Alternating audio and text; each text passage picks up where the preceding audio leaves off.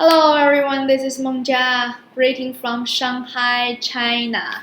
I'm the China ambassador of WorldSpeechDay, and I'm really happy to be here to celebrate WorldSpeechDay together with all of you. Today, I'm going to talk something about Chinese language and public speaking. 2 years ago, I went to Paris to visit some great friends, and they told me that, you know what, when we meet any difficulties, we will say, it's all Chinese to me. And as we know that in English, people say that it's all Greek to me when they encounter with any extreme difficulties. So we can see that Chinese is always considered as one of the most difficult languages in the world. What do you think? The same as my foreign friends? Chinese is definitely difficult. Even for me, who has learned for it for many years, I can still not say that I have mastered the language. Because it's one of the oldest languages in the world, with over 3,000 years history. And it's a tony language that with 4 tones, ma, a, can recognize the tiny differences between the pronunciations. And for one pronunciation, there can be many words.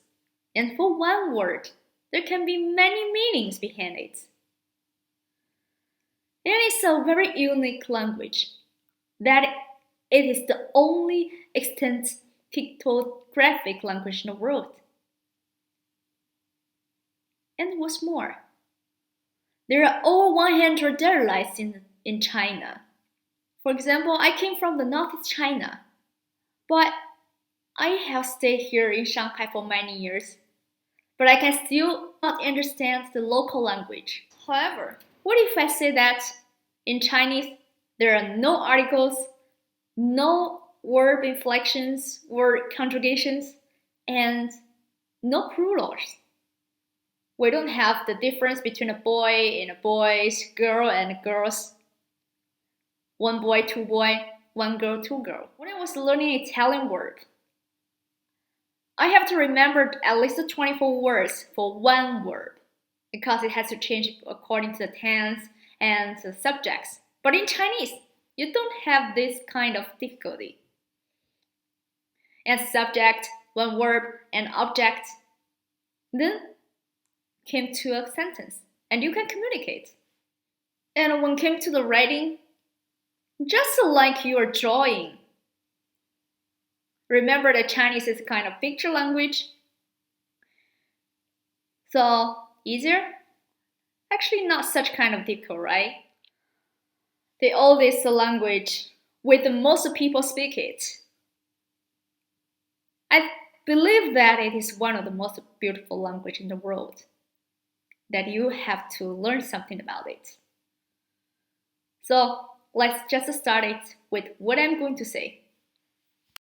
Look at these 2 words, which means public speaking together. This is yan, which means act, perform. And this is jiang, speak. And these 2 words just combine the fundamentals and the key factors that to make a successful speech, right? So this is another interesting thing that in Chinese language. You can tell a lot of information from the words. And for me, like yan, which means perform, just means how to deliver, while jiang means what to say, and related to the content. Together, make a great speech. We focus on the content first. Now, let me introduce a rhetorical structure that we use to organize our speech. 起承转合 pattern. It's originally coming from the poem structure hundreds of years ago, but it is still commonly used for a variety of texts in both ancient and modern language. Here, 起 means the opening or the beginning. 承 here means continuous or joint opening to the next stage. 转 is the transition or turning point, and used either to develop or expand the argument, while the last 和 is the summary or conclusion. If we look at the traditional 5-paragraph essay writing in English, we can see some similarity between them. They have connections anyway. Even though there are some similarities, but the philosophy and the culture behind it are totally different. Let's take an example to show the structure. Here is a poem, comes from the Tang Dynasty, from a very famous poet.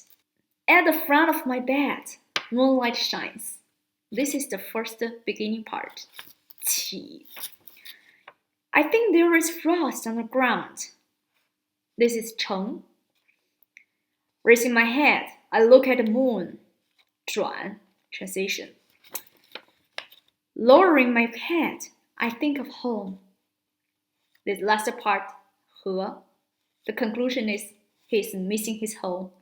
In this poem, the poet used an indirect way to express his emotion. At the beginning, he didn't tell us about the point. He misses his home. Talk something else.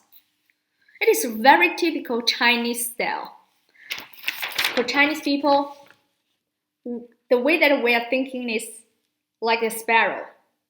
While in English, people think in a linear way. So, this is another difference.